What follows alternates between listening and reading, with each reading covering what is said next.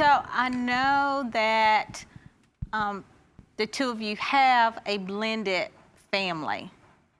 And I would really like for y'all to address, because we have lots of families that come see us and with the blended family and people not seeing eye to eye, but how it works with the blended family into that whole divorce process as well. There's a lot in there. One thing is that in this process, it's not just about the blended family, it's about the co-parenting. Yes. So when you deal with the co-parenting part first, Yes. then you can go to the blended family, because once the children see that the parents, all of the parents are together, then they realize I have a support group like no other. We are a blended family. Together we would have, we had 7 children and everything. So my children were pretty much older, so we didn't really have to worry about that. You know, the thing is, hey, she's my stepmom, I love her, and we keep it going. For me, it was different because Brian was younger and Manny was very, very young. And so because I come from a family that's blended. So with my family, like my aunt's ex-husbands, they came to everything, even with their girlfriends, but we knew everybody and we learned to love everybody. But what I learned was, if you sit down, if all the parents sit down together and they decide to discuss, this is how we're going to raise the children together, so we're on the same page. And that's exactly what we did. For Manny and for Brian, we sat down with their fathers, and, you know, we had this discussion. I said, I'm not their father, but I'm a parent, and that's the part that I want to play. But now I'm a father too, which, you know, that's the bonus part of it all. So, you know, but when you can make that adult decision to do that. Now, it doesn't always go smoothly in the beginning, because, you know, you're introducing a new person into into her life or into my life. So the exes, depending on where they are, you know, it'd be like, I ain't trying to hear all of that. I don't want to do all of these things, you know, and you're like, Right. well, look, all I want to do is parent. I know you're still mad at me or whatever, but let's get past that, because it's not about us. It's about the children. And once we learn that, then you can do it. So now for Manny has this humongous family of brothers and sisters, because, you know, his dad has children, you know, I have children, you know, he has Brian. So he's like, oh, shoot, I got about 12, 15 brothers and sisters. I'm good. You know? Right. And the thing is, they all treat him just like he's the little brother. So he's like really, really spoiled. So, you know, but it can work. But the thing is to get out of each other's way. And that's where I was going to go, because I want to be, transparent and realistic about the fact that it does take work, especially the two that were joined in marriage that are no longer married, being able to redefine their relationship now as it relates to the child. So we're have to find common ground and be able to communicate and support the child. And so understanding what that would look like for us. So setting different boundaries and expectations and everything. And so we may be upset, or we may have an issue, but we can't let that filter into the parenting part, but that we need to provide for the child or children that are in the relationship. So so everybody have to find a way in which we can get along. Well, I pray those who are in this situation are listening to you all, because that comes up a lot. And you're right. I love, it goes, it's not instant. Right. I love what you said first. First you said I was a parent. I mean, I'm listening to you. I promise you just like, you said first I was a parent. You said, but now I'm a dad. Or, Right. Like that. But, and so often, initially, the kids feel a little resistance because they don't know them well, because they already had their mom and their dad, and they're like, okay, here's someone new, and they're a little reserved. And sometimes that other parent who has this desire, who's just come into their lives, just want to be there, like, you know, they've been there all their lives, and they don't seem to get that in return. Some of them, you know, as the kids say, it leaves them feeling some kind of way.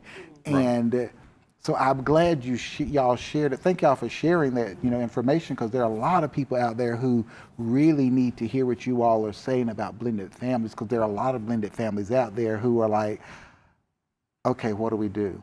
And not sure how it will work. Well, here's a great example. It works. But you got to make it work, because, you know, even in the beginning, it still was a little bit difficult, because, you know, can the child call you dad? Can the child call you mom? You know, will it upset the other parent or whatever? You know, you have to work through that thing. There's discipline, because and that goes back to family dynamics. You know, how do you discipline? I know how my mama did, so, you know, but I had to work that out. That's one of the biggest issues that I see. Yes. It's the disciplining of the children. And you, like you said, if y'all haven't talked about it initially, children, I tell them, children are very smart, and they can smell it out. If if they think there's one chance of being able to manipulate one of, they're going to do it. And I often say to them, I don't blame the children, because as adults, love what you said, it's up to you to come together. And discipline is such a big issue. So I hope y'all are listening and looking at them very clearly and listening, because these are some wonderful topics you all are putting out there that people sometimes they feel themselves, because they don't know how to reach out for help, and they feel like it's just me and my situation. Right. So thank you all for sharing. You have to be careful in it, though, because you can end up using your children as weapons against the other parent, against the ex. But then what happens is the only victim out of it all is the children, because they're being pulled back and forth. They don't know who should I love, because I love them both, but, you know, this one makes me hurt because they make me feel like I'm not loving them enough, but I want to love my mother too. I want to love my, you know. So you have to be careful not to use your children as weapons, because they are not a weapon. They end up being the victim. And then what happens is when they go into a relationship, they don't know how to handle things, because they've just seen a lot of back and forth and a lot of, you know, discord. So you have to be careful with that. And that sometimes it goes back as far as with the step parent too, having those unrealistic expectations of what it's gonna be like with my new family. You know, they have painted this picture that is not realistic. And when things don't work out that way, then they start to pull back. And of course, the child is going to sense that. And, you know, the conflicts get greater. Yes, they do. And you know, I try to tell new parents, step parents, give yourself a grace period. It's not going to be perfect day one.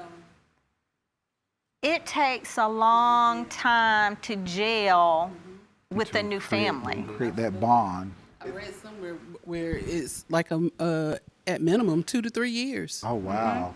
You know, for the bonds to be solidified. You know, and you know the thing about it is, they get to discuss. You know, have family meetings, talk about roles. You know, talk about who's going to do what, and so have conversation around those things. And yeah, it's okay. And being and understanding that it doesn't have to end in an upset. It doesn't have to end in where everybody going around. And that may happen where everybody go in the room and close the door. But understand that you still need to come back together and say the step parent. And, we say step parent, but that may not be what that child needs from that person at that time. It could just be a friend. Yes.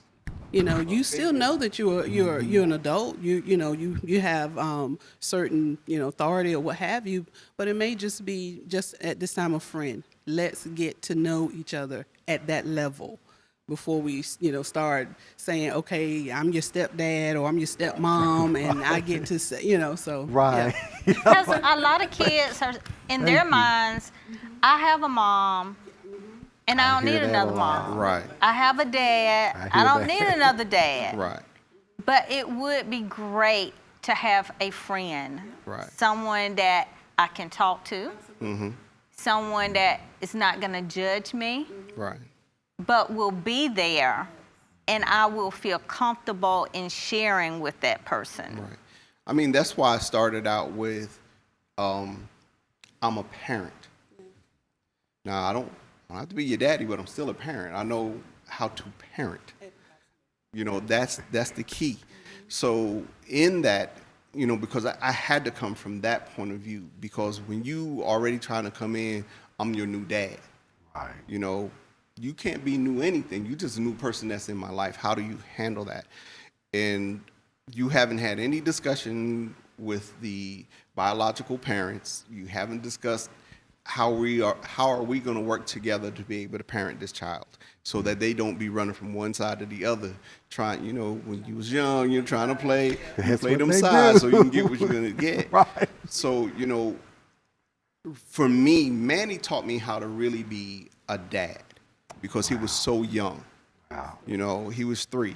Wow. And, my children, I was a dad, but I wasn't in the house. So I wasn't there all the time for everything. But Manny was like, no, I need attention from you. I need affection from you. I need these things. If I want to crawl up on you, you need to be okay with it. And, at first I was kind of like, I'm not used to this. But then I learned. So, we went to go see my 13-year-old in New Jersey. And one of the first things he did was he came and he got right up under me. So instead of me going, I was like, I'm good. I can take this right now. So, in this blended family, we think that the kids are the only ones learning something, and it's not. The parents are learning something because you might have not known that or did that when you were in your marriage because you didn't know how. Family dynamics is a big thing. So you got to know how people parented. You need to know, did they just leave the kids to the side? Did they spend time with the kids? Whatever they did. So when you come together as a big family, because when Brian got married, him and his wife, you have 4 sets of parents up there, because here we are, but we're all together. We getting along. We all right. We can eat and eat food, drink. Drinks and everything, and sit there and be okay. So now our grandson has 4 sets of grandparents. Wow. And, that's wonderful. So blended family really just gives you so much more because for Manny's like, I got 2 dads. I'm good. So, and that helps us as adults and as parents. So the thing is, now we're learning how to adult and be parents. And things like that. That is some great information. Yes. I do have another question concerning divorce. And the question is, what are some steps one should take in becoming whole after a divorce?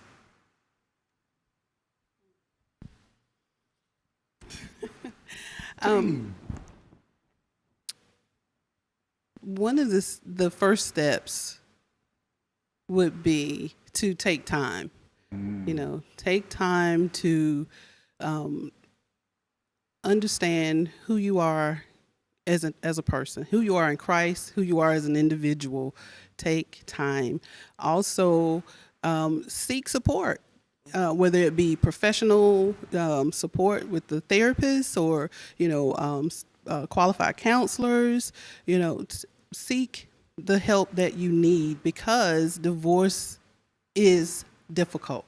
It's compared, to the grief process. Yes. You're grieving the loss, except the person is still walking around with us on earth, and so it's emotionally traumatizing.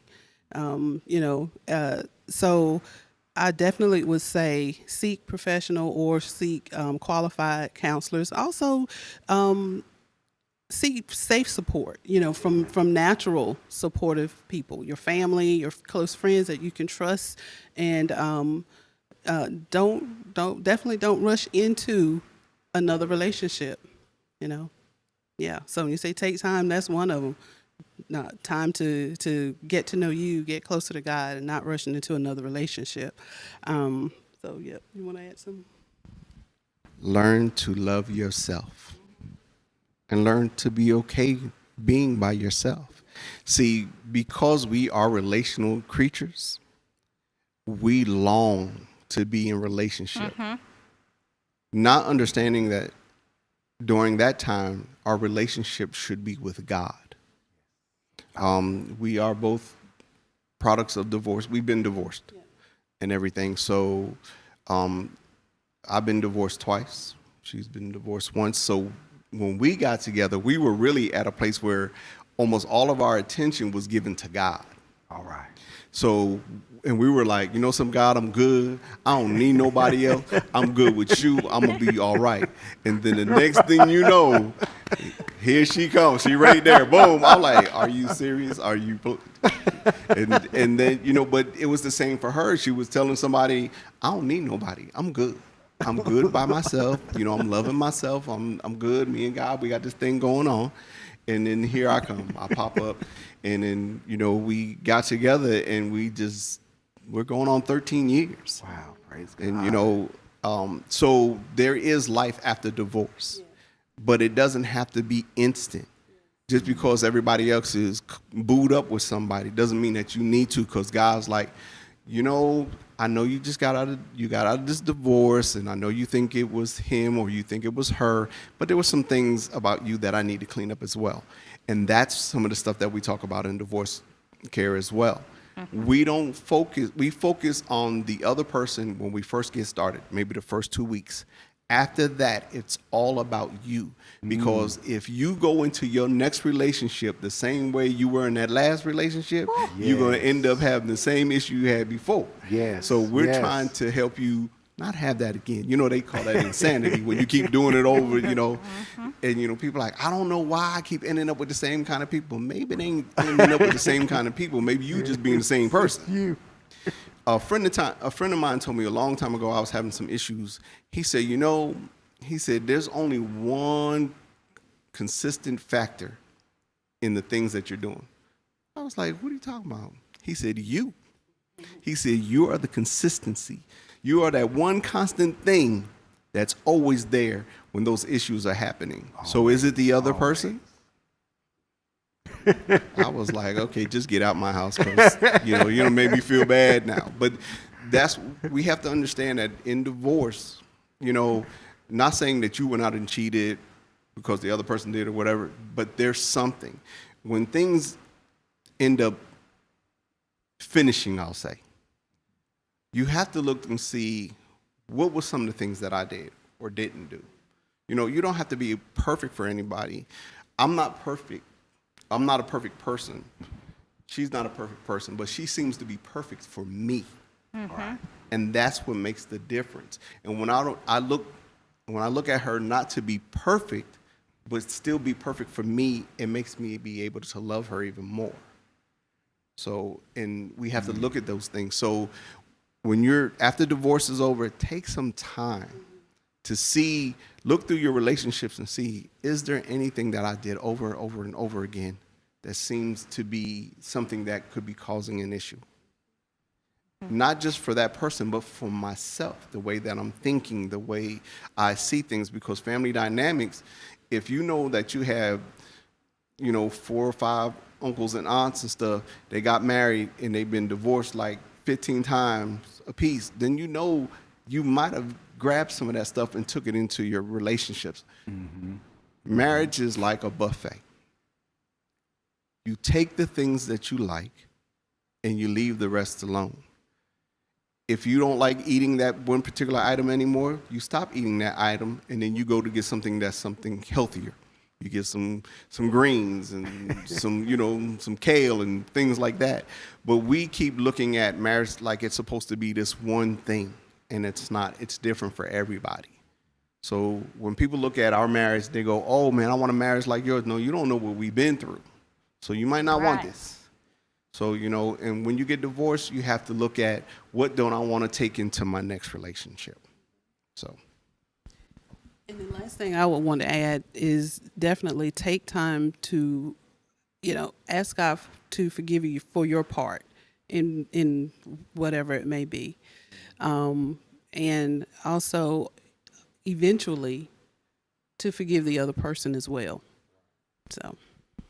And I just want to share, because we're talking about Christian counseling here as well, so that's the platform on which we stand. So y'all talked about it briefly, how important God is in this process, and with that becoming whole, because I know a lot of times in dealing with people, they don't understand how they themselves need to heal first. Yes. They need to heal first, and I'll liken it unto you have an injury or something or some sickness. Let me just say, like some kind of sickness, and you haven't healed from it yet. You go out, and the doctors or my elders used to say, too soon. You go back and you'll go back out too soon. Then you risk re-injuring and you never heal from it. And sometimes people don't understand the power of healing. And with that, it takes time. And the healer, Jesus Christ, is here to help us heal. And if you feel like, well, I just don't understand how I can heal after I've been, sick in my marriage so long, I don't feel how I can mend after I've been broken so long, then you do have, and I want you to see this and hear this, you have experts who are out here, but you have to give them a chance, because a lot of times you don't know how to heal, and until someone allows you to lay it in front of you and see the errors of your ways. And I love what you said, take accountability for your part of it. And then from there, you can grow from it. But I know a lot of times people want to get divorced. And I've talked to a lot of people in another marriage, second marriage or something. And as you said, Joseph, they bring up stuff from way back when. It's like, oh, you never healed from that. And you just took it into a new relationship. Yet you wonder why, things went awry. So I encourage you to allow yourself that time period, as they said, to heal first before you even want to talk about another marriage, but before you even get into another serious relationship. And if you don't know how, you have professionals here to help you go through that process of you becoming whole again. Is the word to use, becoming whole again. And the healing process, that it hurts. Oh, yeah. We're going to have to go through some pain a lot of times to get to the other side. When you're sick, even though the doctor may give you medicine, it may be several weeks before you start to feel better. And we live in a society where we want everything instant. Right. I want this over. I want to move on. Let me go to the next person. Right. And that's why the divorce rate increases with each marriage. So we have to be careful that we don't skip the healing process and to know it's going to be painful and it won't be quick and instant. No. There is one thing, I'm sorry. There's one thing, and this is the hardest part of healing from a divorce. Forgiveness is the thing that you have to do first before you can heal. Yes. Because when you don't forgive yourself and forgive the other person, you hold on to the animosity, you hold on to everything that happened, and it becomes like a poison, and it starts to fester and it starts to spread. Then it doesn't just spread to you, it spreads to your children, it spreads to your family. So now everybody's hating this person and nobody's happy. But that other person has forgiven themselves. They probably even ask you for forgiveness. They on the way to healing, but you mad because you see them healing, and they like, well, they moved on. Right. They moved on because they let forgave. it go. Yep, they let it go. And when you don't do that, it will poison you to the point that any relationship that you get into will become poison as well. Yes. And I was going to speak to what Tindra was saying about, getting into another relationship or what have you. I've read, and I can't remember where, but in some research, it stated that anyone married 1 to 10 years, you should wait at least 1 year minimum after a divorce to even think about getting into another relationship. Wow. And after 10 years, you should wait even longer. So, yeah, you don't want to rush into anything because you feel or you think that that's going to somehow resolve or help you to heal faster. Or get over. Get over. You're right. So you don't want to rush into anything. Because you run into the familiars. You're dating a new person or you married a new person and they do something and it is slightly familiar to what the last person did. Right. So what you do is you handle it exactly the way you did the last time. And they're looking at you like, but I didn't even do all of that. Right. But to you, because it's familiar and you've been carrying it with you, it's still the same. So you have to be careful of that as well. Well, we're running out of time, so we want to thank you, Nikita and Joseph, for being here on the panel, but not just being here, but sharing such profound information for our viewers and our listeners, so they too will know that there's help. And there's so much more, as you can see. Unfortunately, we have to shut it off, but there's so much more. So if you need their services, we're going to provide their contact as well as our contact information. As I said, we're the co-directors for the Counsel Division here in the Marriage Ministry. But then they also work with us through Divorce Care. But our contact information is on the screen. I'm Stanley. If you need to reach me, email stanley.purvis@wordtab.net. Now I'm tinger.purvis@wordtab.net. Or you can reach us at Marriage Ministry at wordtab.net or WTC Counseling at wordtab.net. Phone number 252-210-3434. And their information, if you say, okay, I heard what they said and I really could utilize their services. Once again, this is Minister Joseph Beach and Nikita Beach, and their number that you can reach them is 252-955-7517. That's 252-955-7517, or divorcecare@wordtab.net. They are here to help you through your process. If you just will reach out, there are resources for you. Thank you so much for being here and sharing. Yes. And once again, I feel sincerely that you have helped some people at least to begin to think that there is hope. Thank you so much and have a great day. Thank you. Thanks for joining. Let's just talk for a minute. Let's just share a mystery. Let's share a mystery. Together we can find the answer. Together